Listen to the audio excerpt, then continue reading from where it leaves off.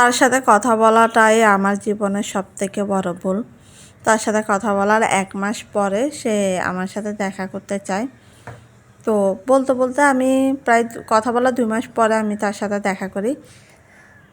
দেখা করে সে আসলে আমাকে তেমন একটা চিনতে পারে নাই। কারণ যখন তার সাথে আমার সম্পর্ক বা আজ থেকে ১৫ বছর আগে আর ১৫ বছর পরে একটা মানুষের তো অনেক পরিবর্তন হয়। আর যেহেতু আমি মেয়ে মানুষের খুব দ্রুত পরিবর্তন হয় শরীরের গঠন থেকে শুরু করে সব কিছু। তো সে আমাকে দেখে চিনতে পারে না, অথচ সে আমার সামনে ঘোরাঘুরি করতেছে, কিন্তু সে আমাকে চিনতেছে না। আমি কিন্তু তাকে দেখে চিনতে পারছি। তার পরিবর্তন হয় নাই যে তা বলবো না, তারও পরিবর্তন হয়েছে। সে দেখতে আমার কাছে চোখে তখন মনে হচ্ছিল সে দেখতে অনেক মোটা হয়ে গেছে, মোটামুটি সুন্দর হয়ে গেছে, এরকম একটা ব্যাপার। তো আমি তাকে দেখে চিনছি। চেনার পর আমি কল দিছি। কল দেওয়ার পর বলতেছে, এই তো আমি বসে আছি। বলছে, আচ্ছা তুমি, আমি তো তোমাকে দেখে চিনতেই পারি নাই। আমি তো না চিনতে পারার কি আছে, আমি তো আপনাকে দেখে চিনছি। না তখন তো আগে তো তুমি অনেক শুকনা ছিলা, এগুলো বলতেছিল। যাই হোক, বসে ওনার সাথে কথা বলছে প্রায় ১-১.৫ ঘন্টার মতন বসে কথা টথা বলছি। কফি খাইছি নাস্তা করে। তারপরে ওনার তখন গাড়ি ছিল, উনি আমাকে গাড়িতে করে আমার বাসার সামনে নামাই দিয়ে যায়। আমি আসলে আসতে চাইনি, ওনার গাড়িতে উঠতে চাইনি। তো অনেক জোরাজুরি করার পরে ওনার গাড়িতে উঠে উনি বাসায় নামাই দিয়ে যায় আমাকে। তারপরে দেখা হওয়ার পর দেখতেছি যে ওনার সাথে আমার কথা বলার মাত্রাটা আসলে অনেক বেশি বেড়ে যায়। উনি আগে তো এক টাইম কল দিত, বা এক টাইম কল দিয়ে তখনই ৩-৪ ঘন্টা কথা বলতো। তখন এমন একটা অবস্থা হয়ে গেছে, উনি আমার সাথে দেখা হওয়ার পর উনি আমাকে পারে না, উনি আমার সাথে ২৪ ঘন্টায় কথা বলে, প্রতিদিনে দেখা করতে চায়। তা আমি যেহেতু জব করি, আমার পক্ষে তো আসলে সারাদিন রাত ২৪ ঘন্টা কথা বলা সম্ভব না। ওনার সাথে প্রতিদিন দেখা করাটাও আমার আসলে সম্ভব হচ্ছে না। তো আমি বলতেছি, কেন, আমি আপনার সাথে দেখা করতেও চাই না, আমি আপনার সাথে কথা বলতেও চাই না। তো উনি বলতেছে, কেন, সমস্যা কী, কথা বলো। তো উনি আমাকে এটাই বুঝাইতে চাচ্ছিল বারবার যে উনি সাংসারিক জীবনে সুখী না, উনি ওনার বউর সাথে হ্যাপি না। উনি আমাকে এটাই বারবার বুঝাচ্ছে যে না, আমি যদি সুখী হইতাম তাহলে কি আমি তোমার সাথে ২৪ ঘন্টা কথা বলতে চাইতাম? আর আমি কি বলতাম যে তুমি যখন ইচ্ছা তখন আমাকে কল দিও? আমি অবশ্যই যখন ইচ্ছা তখন ওনাকে কখনোই কল দিই নাই। কারণ উনি যতই বলুক, আমার মাথায় এটা আছে যে উনি একজন বিবাহিত পুরুষ, ওনার সাথে আমি কথা না বলতে পারলে আমি ভালো থাকি, ভালো হবে আমার জন্য।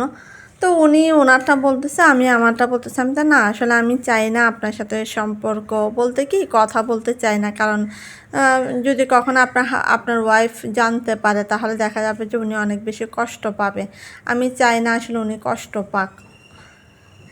তো উনি আমাকে এটা বোঝাচ্ছে যে সে আমার সুখ শান্তি, ওনার বউর কথা বলতেছে যে সে আমার সুখ শান্তিটার দিকে তার কোনো নজর নেই। যাই হোক, ওনার বউর সাবজেক্ট বলতে গেলে উনি ওনার বউকে সম্পূর্ণ আমার কাছে ভিকটিম বানাইছে। মানে উনি এটা বোঝাইতে চাইছে যে উনি ওনার বউর সাথে আসলে সুখে নেই। তো এইভাবে কথা বলতে একটা সময় গিয়ে প্রায় আমি ওনার সাথে ১ বছর পর্যন্ত ওনার সাথে কথা বলি। প্রায় সময় ওনার সাথে আমার দেখা হয়, কিন্তু তখন অবধি আমি ওনাকে ভালোবাসবো বা রিলেশন এগুলাতে আমি আসলে তখনও যাইনি, যেহেতু আমার একটা একাকিত্ব ছিল। আর সত্যি কথা বলতে ওনার সাথে রিলেশনের প্রায় ৫ বছর পর আমার একটা রিলেশন হয়। ওই রিলেশনও আমার ৩-৪ বছর ছিল। তখন ওনার সাথে যখন আমার কথা হয় তার ২ মাস আগে আমার ব্রেকআপ হয়ে যায়।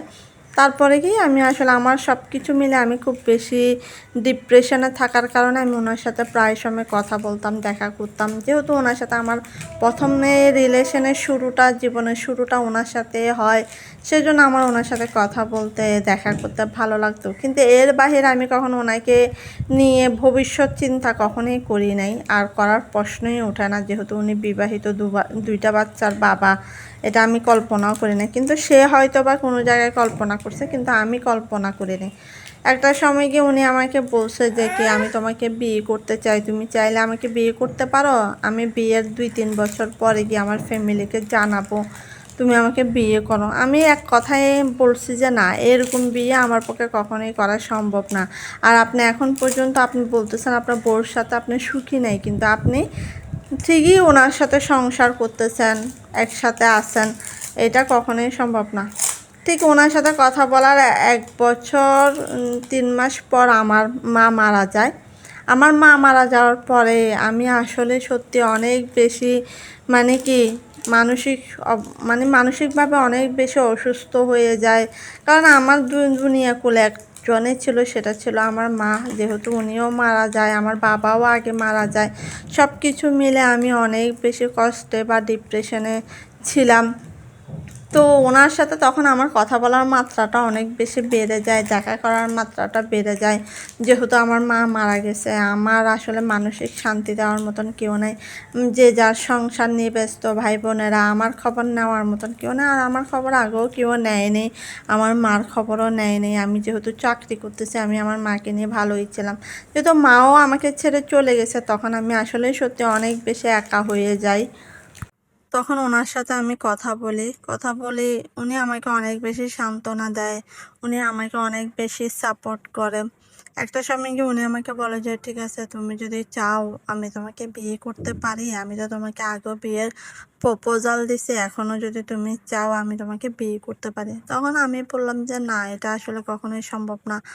আমি সামাজিকতা সমাজ সমাজের কথা চিন্তা করে আমি আসলে এটা কখনোই করতে পারবো না। তো উনি আমাকে একটা সময় গিয়ে এটাই বুঝেছে, সমাজ কি তোমাকে খাওয়াচ্ছে, পড়াচ্ছে? সমাজের কথা বাদ দাও, তুমি তোমার ভাইরাও তো তোমাকে ঠিক মতন দেখে না, বোনরা দেখে না, কেউ তোমাকে খাওয়ায় না, দেখে না। তো এইভাবেই কি আসলে একটা জীবন চলবে? তুমি একটা মেয়ে মানুষ, তুমি এইভাবে একা একা কীভাবে থাকবে? 10 জনে 10টা কথা বলবে, এর থেকে ভালো না তুমি বিয়ে করে ফেলো। এরকম একটা সময় গিয়ে আম্মা মারা যাওয়ার 6 মাস পর্যন্ত সে আমাকে বোঝায়, আমার সাথে সে যোগাযোগ রাখে, কথা বলে। এরকম করতে একটা সময় গিয়ে আসলে আমি বুঝলাম যে আসলে আমার পক্ষে এভাবে একা একা থাকা কখনোই সম্ভব না, কিছু একটা করা উচিত। আমার ভাই বাবাদের কোনো চিন্তা ছিল না আমাকে বিয়ে দেওয়ার বা আমাকে নিয়ে চিন্তা করার। সরি, ভাই বাবা বলতেছে, আমার ভাইদের বোনদের, বাবা তো নাই, ভাই বোনদের কোনো চিন্তা ছিল না আমাকে নিয়ে চিন্তা করার বা আমাকে নিয়ে ভাবার। তো একটা সময় গিয়ে আমি আসলে ডিসিশন নিতে বাধ্য হই, যেহেতু সে আমার আম্মা মারা যাওয়ার পর আমাকে অনেক বেশি সাপোর্ট করে।